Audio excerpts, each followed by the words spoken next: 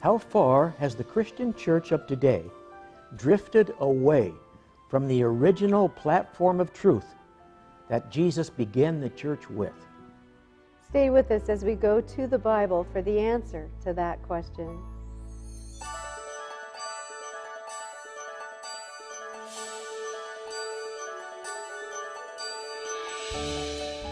Greetings, dear friends. My name is Marvin Clark. And I'm Judy Clark. And together, we're going to open the Bible today and discuss another, I think, very interesting topic, one that each of you as Christians will enjoy, and that is the remnant church. What is the remnant church? How is it relevant to each of us as believers? I like to refer to this program, these series of programs, as family-friendly programs, and that's because I usually share the Bible teaching that we're dealing with each program, the verses in the Bible that talk about it, and then Judy shares how you as parents can share with your children in a way that they can understand the same adult topic that we're looking at as we go through each program. So that's kind of the format we're trying to achieve. And let's start right off, Judy, this time with you. Usually I take the lead, but this time you do. And that is along the line of children in homes that are in divided homes. And as you teach them in your classroom, you've got a whole lot of children from divided homes with situations that go something like this. And that is, they'll be with mom maybe during the 5 days of the school week. Then on the weekends, they'll typically go with dad or maybe even a grandparent. These are the kids from divided homes. Unfortunately, that's the way life is, and you're going to have kids that are with mom and a dad and have a very good family life going for them. And you're going to have children from divided homes that can still have a good life going for them, but maybe it's a little bit more of a challenge. So in a situation like that, when you've got a child leaving mom on a Friday afternoon after school, going with dad till Sunday night, then dad brings the child back, I've seen over and over, and I know you do, you'll see it on a daily basis, and that's a situation where one of the parents is lax and doesn't have a real rigid schedule, and the child pretty much has the freedom, say on the weekends, to do what he or she wants to do. And then Sunday night, if that's the way it works with that particular child, he'll go back or she'll go back to the other parent who has strict rules, who has a definite bedtime, and who has control over the television set. And what he or she finds when the child comes back is that it's going to be pretty tricky to get the child back into the mode that he or she is used to doing during the rest of the week. So, and then Monday morning, when you get the child back, you've got to deal with that. The child is sometimes a basket case, and teacher can become a basket case, dealing with all these situations where the children have been out of control or having no control for a few days, and then they come back to school. Okay, long opener there. The question is, how in the world do you deal with a classroom of children in that kind of a environment? Yes. First thing in the morning, it's so imperative to take time to listen.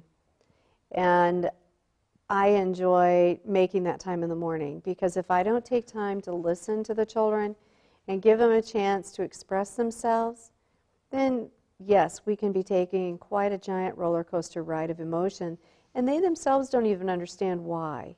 Why are they feeling this way? Why are they reacting this way?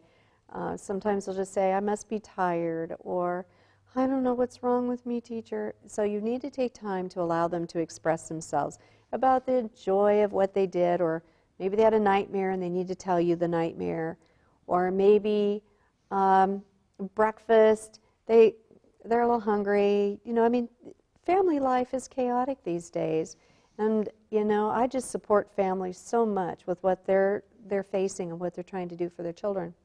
But that comes down to the question, what do you do when they come in, they've had this roller coaster, and you've got to start teaching. What I enjoy most about Christian education is the sense that I can start with prayer and I can start with worship. And I can take stories from the Bible and kind of turn it in the direction the class needs to go. But I've also taught in schools that are non-Christian too, and I also know the importance of still having the morning meeting and talking with the children. And then it's imperative to keep reminding them, my number one question is, why did you come to school today? And they'll say, well, it's to learn. And I said, okay, to learn. What are the 3 procedures we need to remember today? And I try to keep the procedures down to 3, because then they remember them and they know 1, 2, 3. This is exactly what's expected of me to learn in this classroom. So if there gets to be a disruption, you just quickly go back and say 1, 2, or 3. And they know and they remember what those are.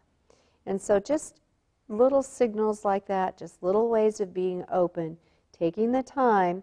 It may take me 30 minutes to get all of that discussion out, and stuff is just about what's on their mind, and we talk about it, and we have prayer time, and we take prayer requests, and then on we go with our day. I really like what you said about taking 30 minutes before you do any classwork. That is good. But during that 30 minutes, you're letting the kids talk about what may have happened during the last couple of days or during that week of spring vacation. And then once they get that behind them, I would think that they're more in a mood or in a mode to learn. Yes. We have so many different learning styles within us, and a child is so nature-minded and so visual-minded. They need to either share pictures or share moments or share things or drawings, or they need to just talk about it. And then you'll see some that are kind of reserved and pulled back. You've got to watch for them, because they're the ones that really want to talk to you, but they don't know how to say it, and they don't know how to get it out in the open. So you need to make sure you take time for every one of them, give them that feeling like they're important. We don't discuss personal things, so parents that are watching, you don't have to wonder, what does the teacher know that my child's telling? We keep it from those personal things, but we try to bring out, the high and the low. How are you doing today? And we go on with that discussion. What can I do to help you have a good day today? You couldn't find your shoe. I'm sorry. What can I do to help you have a better day? It's very important to start taking the time. That makes a lot of sense. And we talk classroom here sometimes, but living room is the same thing. You can do the same thing at home that Judy does in her classroom. And that's what we want you to pick up and implement each and every time. For us, it was the breakfast table. The breakfast table is just so, so important to start a day.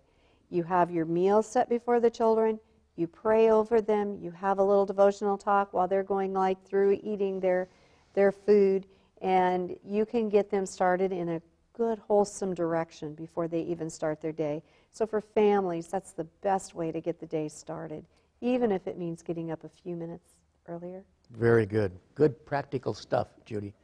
Good stuff. Now, a family home situation may have started out wonderfully well with mom and dad and the parents, but maybe a divorce came along. Maybe, God forbid, but maybe a death of one of the spouses happened. And any tragedy that came, if one of the family members, one of the parents had to go to prison, got very sick and went into a rest home, any of these tragedies that come along, you're going to have a divided home and some new challenges. So what began well can, somewhere along the line, be not very well, but we can work through it with some of the techniques that Judy has shared with you. The interesting thing is, the same thing has happened with the Christian church. Okay, 2,000 years have gone by since the original Christian church, the beginning of it, and Jesus established it. And now, 2,000 years later, we're looking at it and say, wait a minute, what's happened? Because the beautiful truth that Jesus began the Christian church with has been altered or changed or forgotten, and we've got today something very different than the early church began with. And that's what we're talking about at this program. Jesus began the Christian church with a pure, untainted system of biblical truth. It was right on the money. Everything was pure and true because Jesus began it that way. Here's the way it was, and here's the way we want to get it back to. There is one body, one Spirit, even as ye are called in one hope of your calling.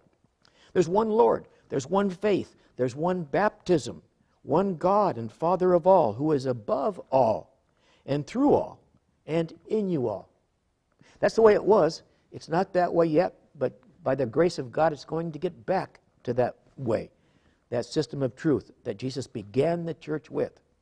Now, the Bible is so neat because it gives us warnings of things to come, things to watch out for, things to be alert to. And watch what Paul says here as he speaks to Timothy 2,000 years ago. 1 Timothy chapter 4, verse 1. Now the Spirit speaketh expressly that in the latter times, that is today, in the latter times, just before Jesus returns, some shall depart from the faith, and they'll be giving heed to seducing spirits and doctrines of devils. Yeah, that's what it says. The time period we're in right now. Paul says, look out. He also says it again in 2 Timothy 4, verses 3 and 4. Watch this. For the time will come when they will not endure sound doctrine, but after their own lust shall they heap to themselves teachers having itching ears. And they shall turn away their ears from the truth and shall be turned unto fables. This is a warning for the time in which we live. And man, has it ever come true. It's all around us, just like they said it would be. Paul predicted that wolves would come into the church. Now, we're sheep, right? Jesus calls us sheep. His people are sheep. He is the chief shepherd. And Paul says, hey, you sheep, look out, those of you who are living in the last days, because grievous wolves will come in and try to destroy you sheep. Here's how he says it.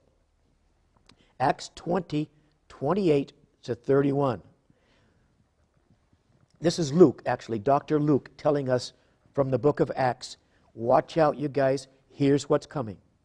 Take heed, he says, look out, take heed unto yourselves and to all the flock over the which the Holy Ghost has made you overseers, to feed the church of God, which he has purchased with his own blood. And here it comes, verse 29 of Acts 20. For I know this, okay, he was as sure as anything that this is what was going to happen, that after my departing shall grievous wolves enter in among you, not sparing the flock. Also of your own selves shall men arise, speaking perverse things to draw away disciples after them. So not only outwardly do we have to watch out, even inwardly within the church we have to be alert, because wolves will come in from within and from without, Luke says. Therefore watch. The word watch in the Bible is an interesting word. In the New Testament, Jesus uses the word watch over and over. It means remain consciously alert. Don't be caught off guard.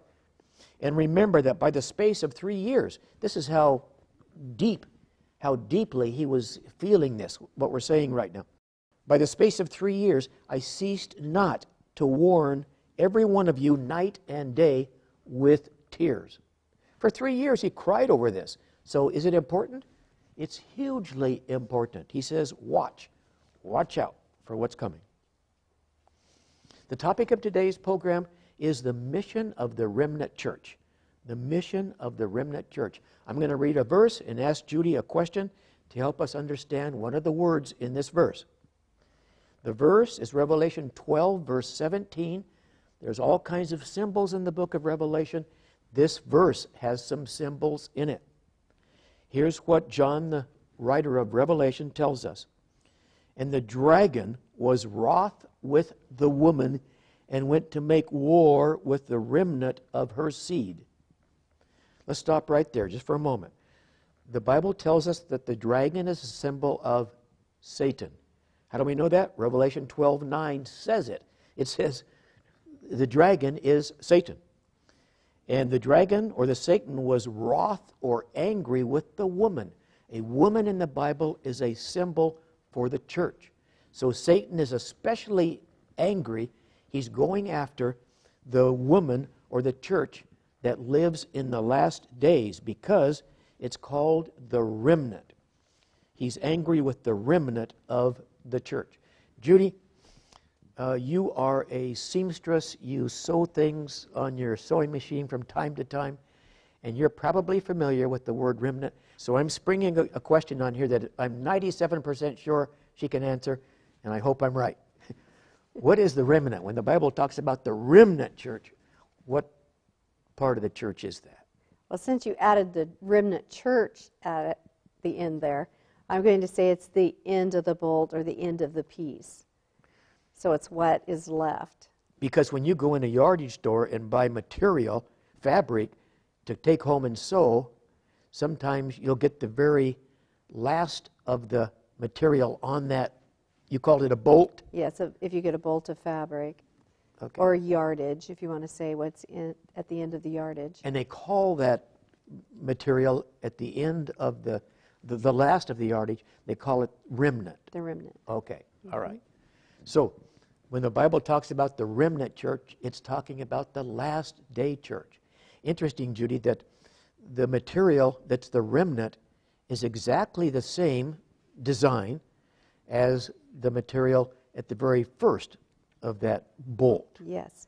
And usually with the remnant, you have to have a special project that you can use that piece because it has to be just right for whatever it is that you have a need for, whether it's a quilt or a special pattern that you'll be using. Okay.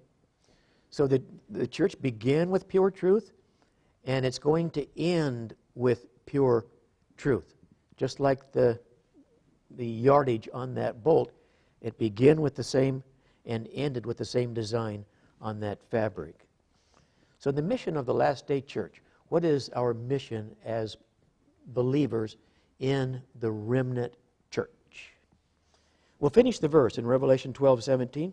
We got a devil being angry with the church here, and he went to make war against the remnant, the very last day church, the church that's living just before Jesus comes. And then it has a comma there. Now we're going to get a description of the remnant church. It says the remnant church is that which keeps the commandments of God and has the testimony of Jesus Christ. So if a person was looking for a church and they wanted to know what church to hook up with, and there are many out there, one on every street corner it seems like sometimes, how would you know which church to go to? You want to go with one that has the truth. And which one would you go to? Here's two characteristics of God's last day church, the true church of the last days. It says they keep the commandments of God, number one, and they have the testimony of Jesus Christ, number two. This is all in Revelation 12:17. So I'd be looking for a church, if I wanted to be in God's true last day church, which have these two characteristics. They would keep God's commandments. How many commandments would that be? 7? Maybe 10. even 10. All 10 commandments. All 10. All right. And they have the testimony of Jesus. Find a church like that, and you're probably going to be okay. Now, what in the world is the testimony of Jesus? We understand what it means to keep the 10 commandments. But what does it mean to have the testimony of Jesus? What quality would a church have that had the testimony of Jesus? Again, the Bible explains itself. The Bible is its own interpreter. And in Revelation 19, verse 10, it answers that question. John, the writer of Revelation, says, I fell at the feet of the angel to worship him. Now, the angel's not going to let John get away with that because we're not supposed to worship angels, just God. And he said to me, the angel said to John, don't do it. Don't worship me. I am thy fellow servant, and I'm of thy brethren that have the testimony of Jesus. So the angel is telling John, don't get up off your knees. Don't worship me. I'm just about like you. I'm one of your fellow servants. We were all created by God. I may be a little different than you, but don't worship me. Worship God only. I'm one of your brethren, and I have the testimony of Jesus like you do.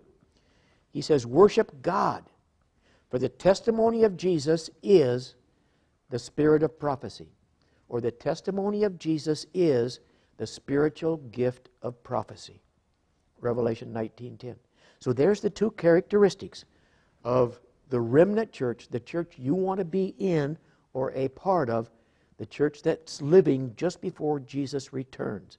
They keep the commandments of God, all 10 of them, and they have the testimony of Jesus Christ, which is the gift, the spiritual gift of prophecy. All right? They have a prophet in their midst. All right. Two characteristics, very, very important. Now, if you have a verse to read us, Judy, if you would, it's in Jude, the chapter 1. There's only one chapter in the book of Jude, and that's just before the book of Revelation. And this is very important. Here's our counsel as members of the remnant church. What does God want us to do?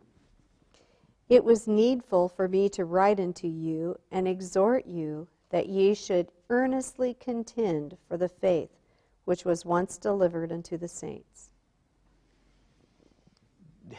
Did you get it? To earnestly contend with what, Judy? For the faith.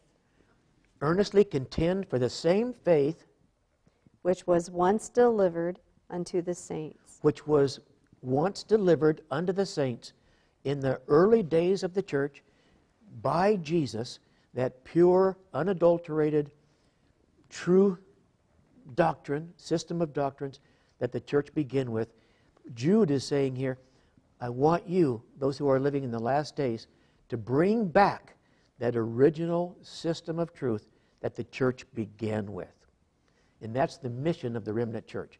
That's why we're here. Now, interesting that this is already in process, and it has been for a while, this contending for the faith that Jesus began the church with. It's already in process.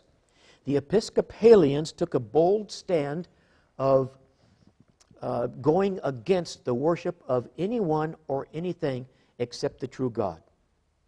The Lutherans brought back the biblical teaching that the just shall live by faith, declaring that no one is justified by works.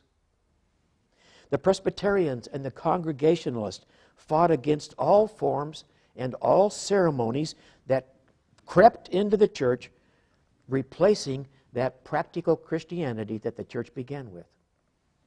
And the Methodists led God's people back to the biblical standards of Christian faith, taking a bold stand against the wearing of jewelry, drinking, dancing, card playing, and worldly entertainment. And our Baptist friends have reestablished the biblical rite of baptism by immersion. And Seventh-day Adventists turned the attention of the people to the biblical Sabbath. So, this work is in progress. It's happening right now. A return to the original truths established by Jesus, who began the Christian church 2,000 years ago. There's an interesting passage, Judy, that describes specifically what we're to do as members of the last day church. It's in Revelation chapter 18. And it goes like this. John is telling us, John the Revelator, John the disciple, says, after these things I saw, he says, I saw another angel come down from heaven. This angel had great power, and the earth was lightened with his glory. The word angel means messenger in the Bible. So here's a message going to the whole world. It goes with power. It goes with clarity. And everybody hears it. And he said, here's the message that the angel is proclaiming. He said mightily with a strong voice, Babylon the great is fallen, and has become the habitation of devils, the hold of every foul spirit and the cage of every unclean bird. Now, Babylon is a symbol for a church because the pronouns that follow, instead of using the word Babylon, he'll say she and her. And again, a woman or a female is a church. So here's a church system in the last days that is really in trouble, huge trouble. It's the habitation of devils, it's the hold of every foul spirit and every unclean and hateful bird. Whoa! For all nations have drunk of the wine of the wrath of her fornication. This is a religious system that is fallen, double fallen. And the kings of the earth have even committed fornication with her. And the merchants of the earth are waxed rich through the abundance of her delicacies. And here it comes. Here's our challenge as the members of the last day church. And I heard another voice from heaven saying, "Come out of her, my people." This is what we get to do. This is the call. Come out of Babylon. And when you come out of Babylon, come back to the Bible. Come out of Babylon, my people. So God has people in this fallen religious system, that you be not partakers of her sins, and that you receive not of her plagues. Get out of Babylon, which means confusion, and come back to the Bible, the pure truths of the Word of God. For her sins have reached unto heaven, and God has remembered her iniquities. In John chapter 10, verse 26 and 27, Jesus says, "I have other sheep which are not of this fold, and them also I must bring, and they'll hear my voice, and there'll be one fold in the end." I love that. There's going to be one body of truth in the end, one group that believes the same thing, and just one shepherd instead of many. There's 300 different Protestant religions right now. Pretty soon, just one religion. In verse 27, he says, "My sheep hear my voice, and I know them, and they follow me." You can be in that group. I pray you'll be in that group. And it's all in the Bible.